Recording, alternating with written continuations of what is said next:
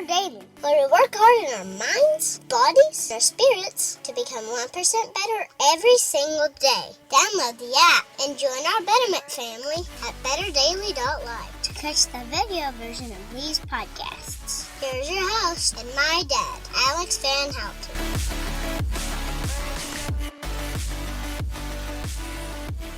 What is up, Betterment family? This is Alex Van Houten in Better Daily Live. Happy Tuesday. It is Nutrition Tip Tuesday, and today we're going to go through something that's going to help you on your 1% better journey with regard to your nutrition. Today we're going to be talking about vitamin D, baby. Yay! Get excited, and some new information that you might appreciate, even though you might have heard me talk about this a whole bunch.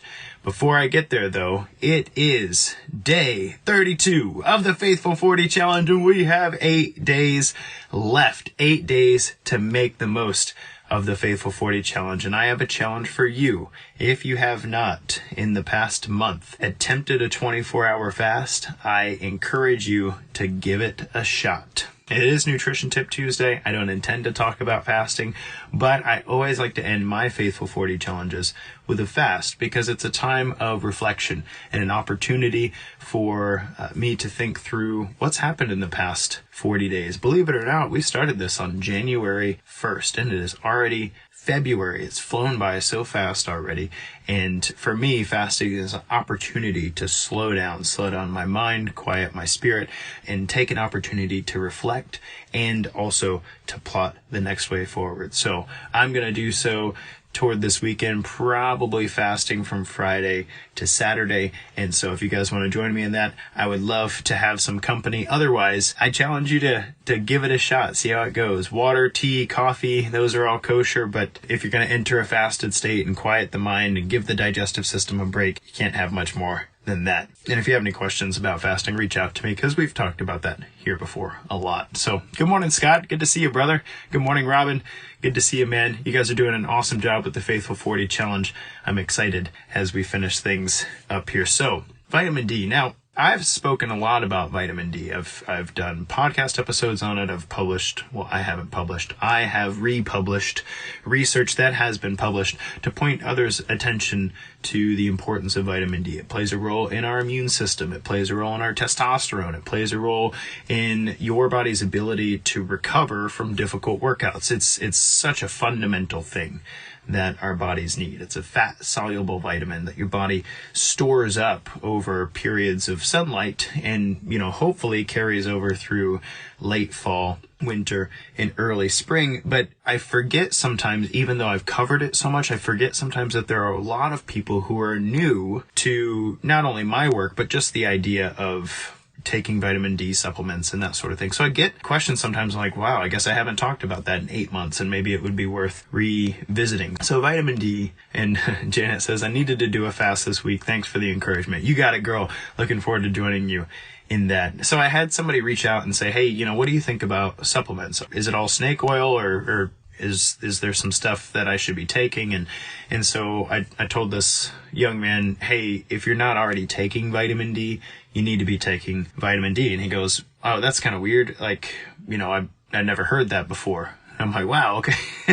Give it a shot, see how it goes. I mean, if you want to go get a blood test and find out whether or not you're low or optimal or high, you can go do that. But most people are either right on the border of vitamin D deficiency, and if nothing else, are suboptimal. And the reason for that is, from an evolutionary perspective, you were built with all of the equipment you need to create vitamin D from the sun. You were built for that. Like, your skin can absorb UV radiation, and your body can use that UV radiation in conjunction with a few other compounds and create vitamin D. If the sunlight is sufficiently strong, if your UV index is 3, the higher the UV index goes, 3 or above, you can actually create about 20,000 IU, 20,000 international units of vitamin D, in about 15 to 20 minutes. Some people can create a little more, some people create a little less, depending on the pigment of your skin. But it's really, really cool that your body can do that. It's one of the few, kind of like plants via photosynthesis. In the chloroplast of the plant, they can create their own carbohydrates via sunlight, carbon dioxide, and water. Now you can't do that, but you can create vitamin D. You can think of your body as kind of a solar battery that can charge you up and increase your vitamin D levels. And then what happens over, especially if you're at particular latitudes, through late spring, summer, fall, you get enough sun exposure, then you can actually store that vitamin D because it's a fat soluble. That means it stays in your fat cells. Okay. It dissolves in fat. You get vitamin D stored up in your fat, and then through the winter, when you're not exposed to the sun very much, or when you are exposed to the sun, the UV index is lower, then, ideally, your body has all the vitamin D it needs because you stored it up over that period of time, right? Not so much. Not so much. Most people through spring, summer, and fall are not getting much vitamin D exposure at all. Either, maybe you're trying to keep your skin healthy and free of sun damage, fine. So you keep it covered, you put sunscreen on. Maybe you work indoors a lot, and so you're very rarely outside. Or when you're outside, maybe you're not too gung-ho about taking your shirt off and stuff and exposing a large enough area of skin that you can produce a large amount of vitamin D. And so many people are not getting enough vitamin D during the times of the year that you should be storing it away. And then through the winter, you're not even exposed naturally at all. And so a new piece of information that I learned was that the UV index of 3 to 5. So yesterday here in Arkansas, it was a 3. You can see that on your little weather app. What's the UV index right now? A UV index of 3 to 5 requires half of your body skin exposure for 30 minutes to create your daily need of vitamin D. That's a lot. That's a lot of time. That's a lot of time half naked in the sun. It wasn't really that warm yesterday here either. It wasn't like layout weather. And for most of the US anyway, and Canada especially, you are only getting a high UV index higher than 5. You're only getting a high UV index only a few months out of the year. So all that to say, if you're not already taking vitamin D, it's very, very possible that you're not getting enough, because we also, not only do we make it from sun exposure, but we can also get some of it from our food. And the highest vitamin D foods are seafoods. So your sardines and your oysters and your salmon, the ones that everybody's making these weird faces at me about. Those are very high vitamin D foods. And most people aren't consuming very much of that on a regular basis. And so that said, if you're not getting vitamin D from the sun and you're not getting a lot of vitamin D from your foods, then you need to supplement it. You need to supplement it, and it's not an expensive supplement. It doesn't have side effects that I know of unless you take an enormous amount of it every single day. It's not going to hurt you. And so highly recommend vitamin D3. You don't need D2. That doesn't do what it's supposed to do. Vitamin D3. And the average person would benefit without any medical repercussions, would benefit from 5,000 IU per day. And so this young man, he's like, okay, I'll try the vitamin D thing. So he comes back 2 weeks later and shoots me a message like, dude, I'm feeling great already. Like I notice a difference in my energy. I notice a difference in how I wake up. I notice a difference in how deeply I sleep, and I'm feeling stronger. He's like, I know it's weird to say, but I'm feeling stronger. And I'm like, no, that's not weird at all. That's what you would expect. If there is a fundamental, it's actually a hormone. Vitamin D is a hormone.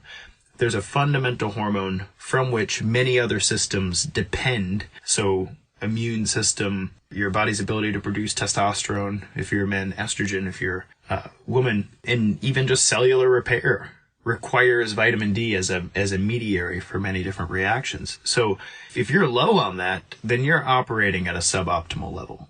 You just are. And it doesn't mean you're like dying. Like you're not like, oh, I have medical problems, because when they test you in a medical setting for your vitamin D level, they're not looking for like optimal vitamin D. They're looking at whether or not you are medically in the range of vitamin D deficiency that will cause you medical problems. Deficient vitamin D is things like rickets, low bone density. So as long as you're above that line, you're not like low bone density rickets space, then you're good. Your vitamin D is great. Maybe it's not. Maybe it's 10 to 20 points lower than it should be for you to feel good. for you to feel strong, for you to recover well, for you to have your hormone systems on the even keel, for your immune system to be really robust. And so if you're not already taking vitamin D, please go do so. Please go do so. I know I've talked about this in the past, and maybe this is a broken record repetition, but please go do so. And if there is anybody in your life that you love very much who doesn't feel the way they should feel, let's start with vitamin D. Get them out in sun exposure. Get them taking your D3 with you. Just tell them, hey, this is a very simple thing to try. Give it a shot for 2 weeks. If you don't feel better, fine. You don't have to keep doing it. But this would be a good thing for you to be up to. I'm like that with the people in my life that I love. It's normal conversation when I call family. Hey, are you taking vitamin D? Like, what? Hi, haven't talked to you in a while too. How are you? I don't care. How's your vitamin D? Let's talk about that first.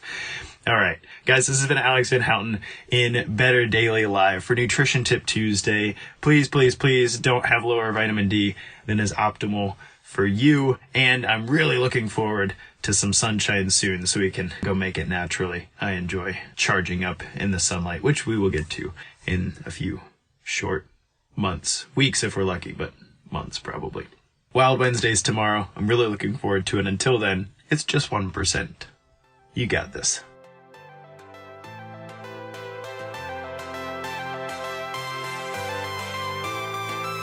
Thank you for joining us for your 1% Better today. Don't forget to subscribe for the podcast. Leave us a raving review to tell others how Better Daily has helped you in your journey. If you want more Better Daily, download our app and join our Betterment family at betterdaily.live. Use code POD to get 25% off your subscription. That's POD, all caps, to save 25% on your subscription. We all have a cross to carry. It's lighter when we do it together. Go to betterdaily.live today.